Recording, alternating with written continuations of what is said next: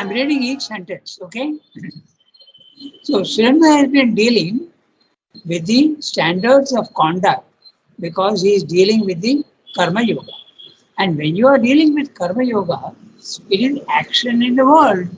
And action in the world means that your conduct is a very clear element in it. When you are doing Jnana Yoga or Bhakti Yoga, the standards of conduct don't come into picture because you are avoiding the physical world. You are only concentrating on your mission. You are not working in the physical world so much. But here, Karma Yoga means you are doing all sorts of work. And that means with your body, your mind, and your life. And therefore, the standards of conduct come into the picture. So, Sridhar is dealing with the egoistic standard. Then he has dealt with the social standard. He has told you that the social standard, you don't need to subscribe to it. You have to subscribe only to the divine command. But if you do subscribe, and the divine says that you can subscribe to this particular social law, that is because he is agreeing to it. The divine is not saying don't do it. A very clear example is traffic laws. Even if a realized person is going in traffic and is driving a car, he will obey the traffic rules. And that's the social laws. Okay, so very clearly there is no contradiction in that. Now it comes to the moral law. Now the moral law, there is a little bit of a problem. Okay? Because sometimes the yogin is not very moral in his ways. Okay? And there is a reason for that, because morality is not the highest standard. Okay, so with this background, I start reading. He is dealing with the third one, the moral law. There is still left the moral law or the ideal, and these, even to many who think themselves free, appear forever sacred and intangible. So what's he saying? He's saying that there are many people in the world who feel that the moral code is the highest that man can achieve, okay? That man can use. Because then they have no idea at all of the spiritual levels of existence. They have no idea at all. So you see, morality is there. Now he's saying something interesting. He's saying that many who think themselves free, okay, those who maybe have had a little bit of an experience of the higher planes but have come down, they feel still that the moral law is the highest. Now he has used the word ideal there, and that needs a little bit of an explanation. Normally, Sridhar uses the word ideal, okay, to mean this second level, the spiritual planes of consciousness. But here he is using it in a different way. Okay? So I just read out the note that I have made here. Okay? The ideal law is a liberation of the spiritual man, but who may not be interested in working in the world for the benefit of any group or nation or even humanity. Okay? That's usually the ideal law. But yes, Sridhar is using, seems to be taking ideal to mean that the moralist considers ethics to be the highest law of human existence, because he has used the word moral law or ideal, or the ideal. So the one who thinks that the morality is the highest, that's an ideal that he tries for. Absolute truth, absolute freedom, absolute justice, these are all his ideals. You can never get ideal rule and ideal law and ideal freedom in the ideal justice in the physical world. It's just not possible. Okay?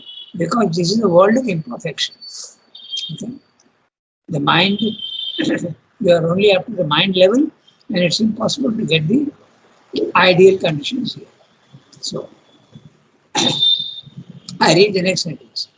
But the sadhaka, his gaze turned always to the heights, will abandon them to him whom all ideals seek imperfectly and fragmentarily to express. The sadhaka who is there, He will be depending only on the divine, and he will ask him what he should do in certain circumstances. Okay? He won't follow the ideal law. Okay? So, but the sadhaka who is gazed on always to the heights will abandon them. What is them? The ideal law and the ideal and the moral law. He will abandon to him. He will decide. He will be the edge cap. God, he will decide. Whom all ideals seek imperfectly and fragmentarily to express. What we understand of God's will is always only partial in the physical world. Even in the spiritual world, it is less partial, but still it is partial. It's only full of the third level, the supramental level. All moral qualities are only a poor and rigid travesty of his spontaneous and illimitable perfection.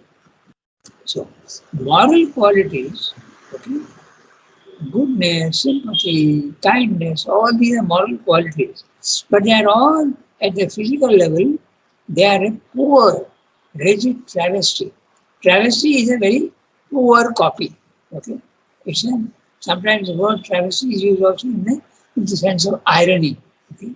It's ironical, okay, that you think that this is the best. Okay? So, the poor and rigid travesty of a spontaneous and illimitable perfection. The perfection of the higher levels, when it comes down, it becomes mental and reduced, it diminished, values diminished. The bondage to sin and evil passes away with the passing of nervous desire. The bondage to sin and evil. The bondage to sin and evil passes away with the passing of nervous desire. When desire goes away, the sin and evil which you think is bad, okay, and you want to avoid, that goes away. In other words, it is possible to commit sin and evil when in the eyes of the society. That's what he's saying. Okay? When desire goes away, you are going to the higher levels, and there the sin and evil don't count at all. It's not an important thing. For it belongs to the quality of vital passion. Which one? This sin, impulsion or desire or propensity in us, rajoguna. Because in the lower planes of consciousness where morality is active, you are subject to the three gunas, sattva, rajas, tamas. Okay? Virtue is comes with the sattva. But remember, the sattva also is a chain. It binds you down. Okay? We speak of tamasic nature as an iron chain. It chains you. The rajoguna is a silver chain. We are active. We are not inactive. We are active. But it is still a chain. You are subject to your desires and your attachments and your ego. Then you come to the sattvic level. You judge everything by the light of the mind. But that also that's where morality comes in. The mind makes morality. Morality is a product of the mind, human mind, and that is sattva. But sattva is also a chain. It may be a golden chain, but it is still a chain. Okay? And is extinguished with the transformation of that mode of nature. The bondage to sin and evil passes away with the passing of nervous desire. For it belongs to the quality of vital passion, impulsion, or drive of propensity in us, rajoguna, and is extinguished. What is extinguished? The bondage to sin and virtue. Okay? Is extinguished with the formation of that mode of nature. Transformation of that mode of nature. When you go up, morality is not an issue anymore. You don't have to submit to it. But neither must the aspirant remain subject to the gilded or golden chain of a conventional or a habitual or a mentally ordered or even a high or clear sattvic virtue. So, when you become sattvic, this sin and virtue disappear. But you should not get stuck with the clear sattvic nature either. That also is limitation. That will be replaced by something profounder and more essential than the minor, inadequate thing that men call virtue. See, the virtue, outward nature, okay, may not be doing sin, okay, but the inner being, there may be still desires in it. You are abstaining from desires and you are abstaining from sin, but the desire may be there in the mind. So that is the normal condition of man. But in the spiritual plane, if your desire has gone away in the mind, then the outer action doesn't matter at all. Okay? It matters, what matters is what the divine is telling you to do. If the divine tells you to do something sinful, you will do it. Because then you are not bound by the values at the third level, which is the social moral law. Social and moral law. That will be replaced by something profounder and more essential than the minor inadequate thing that men call virtue. So very clearly you can see virtue, what men call virtue. What men call, virtue can be real. But what men call virtue is not real at all. It's not it can be quite false. Okay? The original sense of the word was manhood. Okay? He's talking of virtue. The original sense of the word was manhood. Maybe in Greek or Latin, I don't know. And this is a much larger and deeper thing than the moral mind and its structures. The culmination of Karma Yoga is a yet higher and deeper state that may perhaps be called soulhood. Okay? Not virtue, but soulhood. For the soul is greater than the man. A free soulhood, spontaneously welling out in works of a supreme truth and love, will replace human virtue. Human virtue, okay, you don't tell lies, you don't drink, you don't smoke, you don't do many other things that society doesn't approve of, okay. But if you are a spiritual person, these things have no value. It's not that you must indulge in sin, but you are above sin and virtue. That's what the point is. But this supreme truth cannot be forced to inhabit the petty edifices of the practical reason or even confined in the more dignified construction of a larger ideative reason that imposes representations as if they were pure truth on the limited human intelligence. So, the sentence is quite large, big sentence. We'll have a look at what he's saying. But this supreme truth, the fourth standard of conduct, the supreme truth, okay, cannot be forced to inhabit the petty edifices of the practical reason. The practical reason, what are the petty edifices? Your ideas of virtue and sin. Okay? Your ideas that these are very petty ideas. You can do, if the divine commands you to do something like take Arjuna's case. He is being asked to actually kill. And that's a big sin in the normal consciousness of man. But if you are ordered to do that with the divine, you have to do it. Okay, sir. That's what he's saying. But the supreme truth cannot be forced to inhabit the petty edifice. Not the word edifice, it's a construction. And all mental thoughts are all constructions. They have clear forms, all thoughts have clear forms, which dissolve also very easily, but you don't see the truth. The truth is not it's an eternal thing. Okay, it's not a construction of the mind. Okay, for the practical reason, not about also practical reason. There is something called a pure reason also, which is slightly superior to the practical reason. Or even confined in the more dignified constructions of the larger ideative reason that imposes its representations as if they were pure truth on the limited human intelligence. We have an idea that justice must be ideal, that truth must be ideal. But all our ideas of truth and justice and freedom, they are all not at all the real thing. They are only mental constructions. So even that need not be obeyed if you are in a spiritual condition. That's what should be said. As if there is pure truth on the limited human intelligence. This supreme love will not necessarily be consistent. There you are. Okay? It's not consistent. Much less will it be synonymous with the partial and feeble, ignorant and emotion-driven movements of human attraction, sympathy and pity. So, human attraction and sympathy and pity. But if you are in a spiritual consciousness, there will be no attraction and repulsion. There will be no repulsion.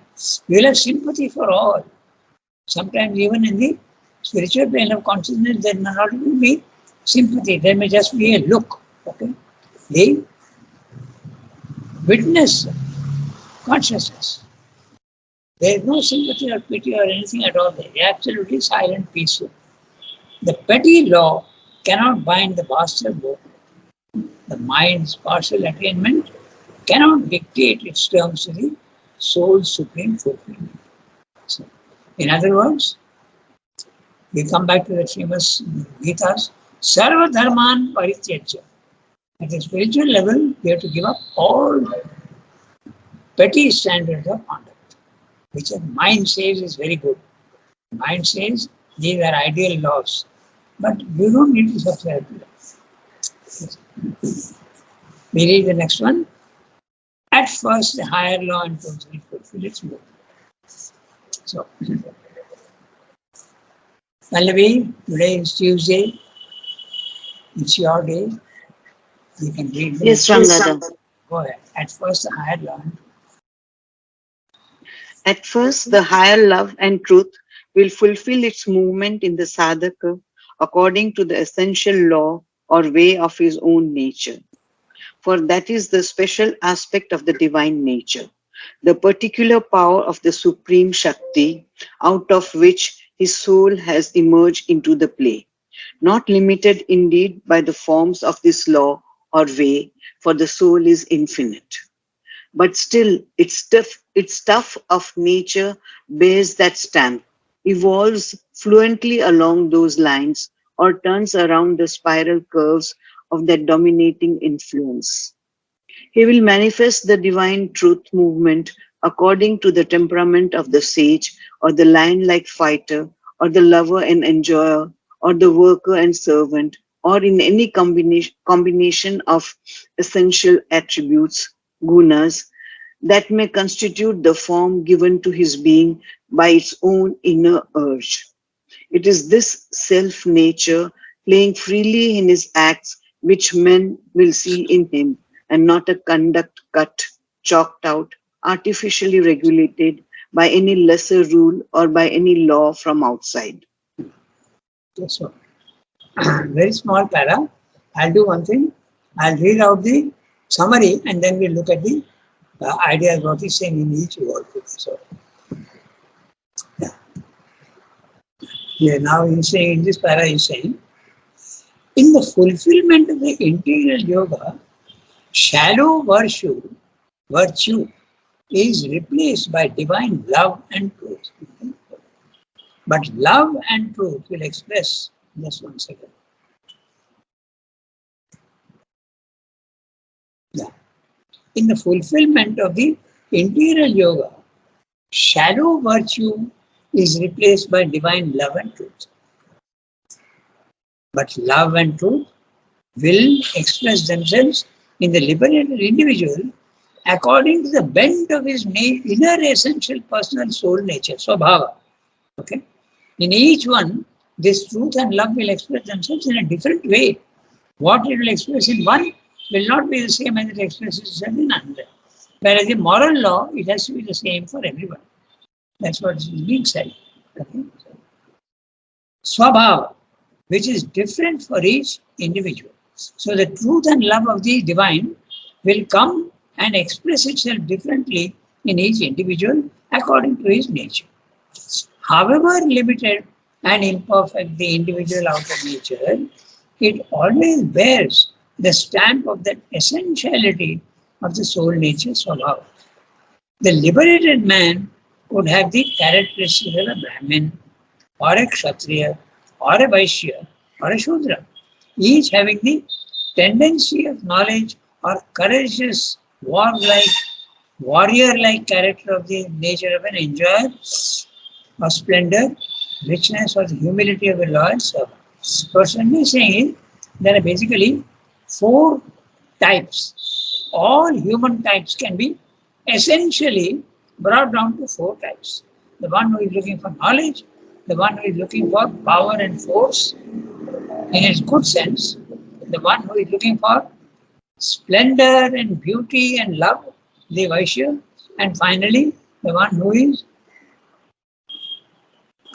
service oriented, service, humility, okay, seva, okay, dasyam. That is it. So the truth and love of the divine will express themselves in different ways in all these four characteristics. That's what he's saying. Okay, so. But the soul, but no soul is only one single nature. All the four forms are present in each one in different proportions, with one predominating prominently. What Swami is saying is that nobody is only of Sattvic type, nobody is only of Rajasic type, and nobody is only of the Tamasic type. They are all mixed together. Everybody has got something of all the four standards: knowledge, force, okay, splendor and beauty, and humility. Everybody has got all these in different proportions. They are never singly available in any one man. Okay? All the four forms are present in each one in different proportions, with one predominating prominently. There is a free play of the divine in each individual in conformity with his swabhava, soul nature. When the divine expresses truth and love through each one, it will be received in the individual according to his nature. Okay? This is very easy to understand. Each one is a, let us say we are all vessels. Okay?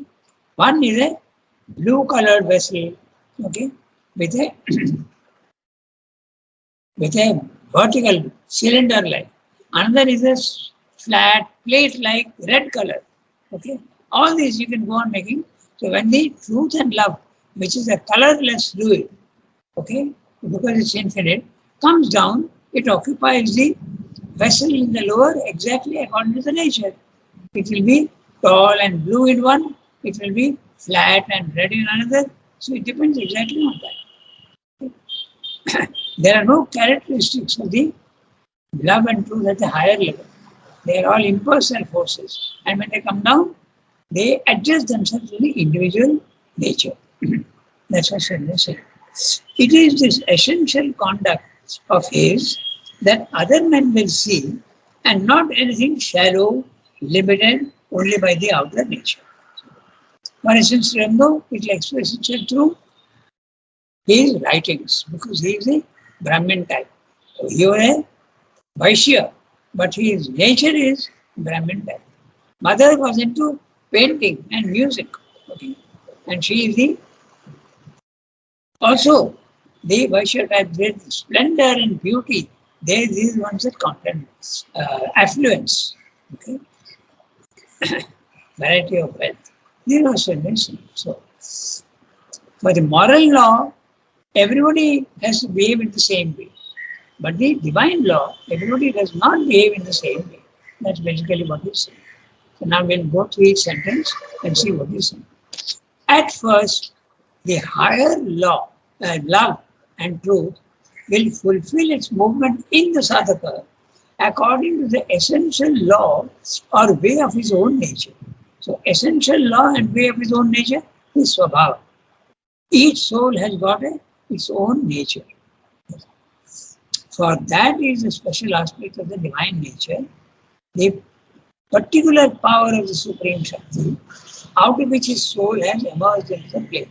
This reminds you of the Gita. Okay? Para Prakriti Jiva Bhuta.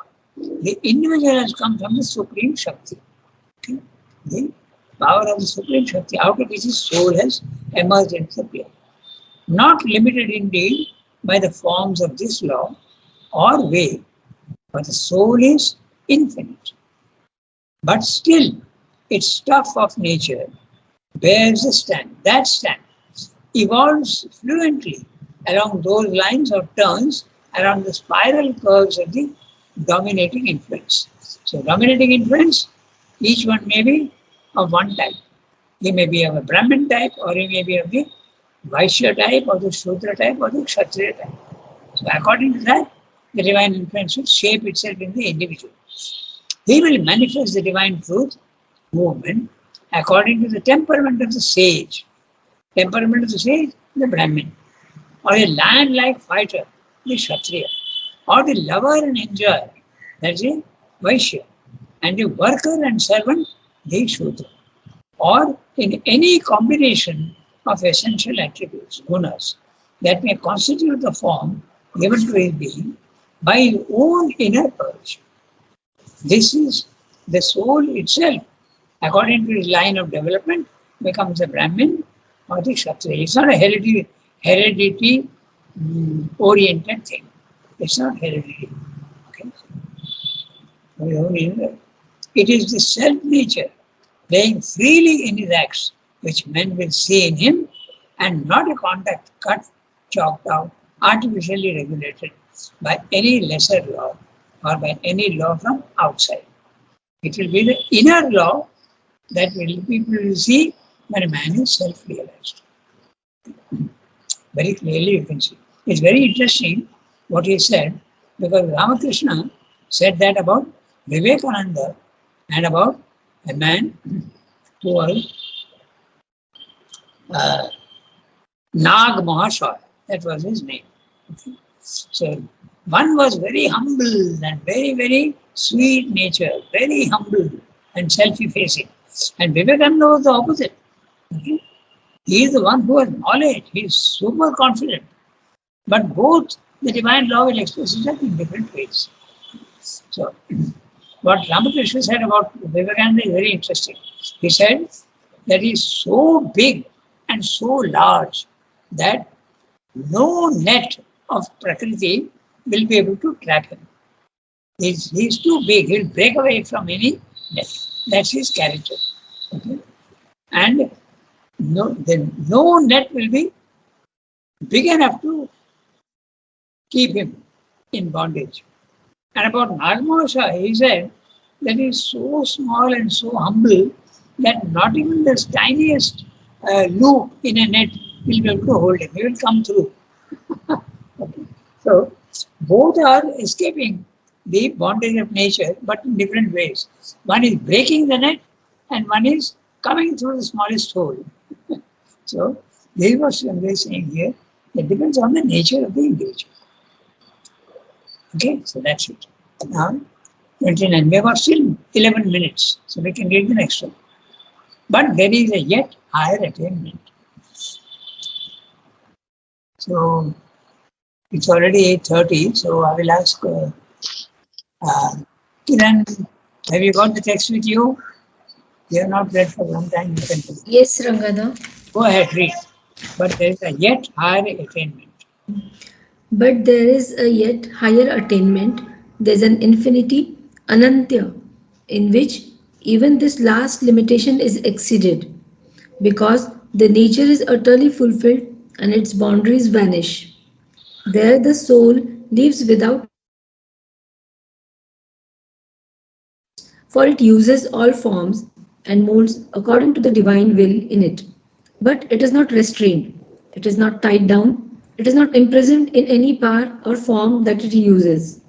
This is the summit of the path of works, and this the utter liberty of the soul in its action. In reality, it has there no actions, for all its activities are a rhythm of the Supreme and sovereignly proceed from that alone, like a spontaneous music out of the infinite. That is a very interesting paragraph what he's saying. Okay. He's saying that even a liberated man, spiritually liberated man, will act in the physical world according to his nature. Okay. But there's an even higher level, okay, the supramental level, where even this nature, okay, the nature of the soul, not nature of the body mind life, huh? Not nature of nature, but nature of the soul, okay, will not be subjected to that. It will go even beyond that. That's what he's saying. So I'll just read the summary, okay, and then we'll go to the each small para. What has been described in the previous para is the condition of the liberated man on level 2 in the spiritual planes of consciousness. The ideal planes, the spiritual planes. But there is still further spiritual ascent possible into the unwalled infinite Anantyam. Okay? Note the Kiran, note the bar on the A. Okay? So you have to pronounce it in a long. It's not a short but a A. Okay? So Anantya. Ananta is the adjective. Anantya is the noun. Anantyam, the infinite. Okay. So then what is there is still a further possible spiritual ascent. He's talking on the level 3. It is an unwalled infinite Anantya. In other words, even your soul nature will not bind you down. What is suggested is that any direction, the supermind can work in any direction. It can work in knowledge, it can work in force, it can work in the splendor and beauty, it can also work in the humblest and smallest things also it can work. In fact, in the record of Yoga, Sri says that all these opposites have to be combined. He says that you must become master, but also you must be subject to the divine dasyam. Das, you must be a das and also a master, both together. So that is what he's saying. At the supramental level, even the soul nature will not bind you down. Any work that is needed, you will be able to do. The divine will guides the soul at that level 3 with absolute freedom, without restrictions, using everything, all forms and modes. There is no restraint, no rules, no limits, no ties or relations. This is the very peak of Karma Yoga. In a way, this free soul has no work to do anymore, because acting without even acting, he is not only reflecting and executing the divine will alone, like a spontaneous music out of the infinite. So when you become the divine, he is not bound by only knowledge or power or beauty. He is everything together. So that's what Sri is saying in this paragraph. So I'll read the small para, each line, you'll see. But there is a yet higher attainment, not the spiritual level, but the third level, the supramental. Okay? There's an infinity, Anantya, in which even this last limitation, which is the last limitation, that in the physical world you will be acting according to your soul nature. Now, be very careful. You are not acting with the nature of your body, mind, life. Okay? You are acting because the divine is acting through you and he is acting through your soul. So each soul also has got its own nature. The 4 natures, okay? Brahmin, Kshatriya, Vaishya and Shudra. So this nature is utterly fulfilled and boundaries vanish. Even the 4 characteristics of the soul, even they vanish. It's a very interesting thing because Sri Aurobindo said very clearly that I am never was a philosopher. But when it was suggested to him that he should do the philosophical journal called the Arya, he said that a yogi should turn his capacities to anything. So he started doing philosophy, which he never was, he says. Okay? But there is a clear indication that if you are in that level, okay, the supreme level, you can turn your work to any direction. But in the spiritual planes, your behavior in the physical world will be governed by your soul nature. That's what revelation. These are also sort of subtle boundaries which disappear. There, the soul lives without any boundaries. No boundary of knowledge, no boundary of force, no boundary of beauty, nothing. No boundary of even the Shudra. But it is not restrained. It is not tied down. It is not imprisoned in any power or form that it uses. It reduces all forms, but it is not subject to them. This is the summit of the path of works, and this the utter liberty of the soul in its actions. This is the Karma Yoga, mind you, not in the Jnana Yoga or the Bhakti Yoga. There you will be guided by the divine according to your soul nature.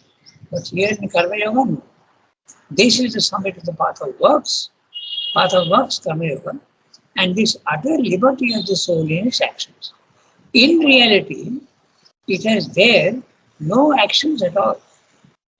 For all its activities are a rhythm of the Supreme and sovereignly proceed from that alone, like a spontaneous music out of the infinite. So there is no question of any nature, nothing at all. The divine is acting, you are not acting anymore. So you don't have any work. The divine is acting through you. That's what it is. So we stop here today. We have done 3 paras. The total surrender. Then what it is, we'll see next time. Okay? There are 3 minutes, so if there's any question, we can deal with them. But otherwise, we will close here today. Okay. Thank you, Ranganath. Have a good day, everybody. Have a nice day. Thank you, Au Ranganath. revoir, bonne journée. Merci beaucoup.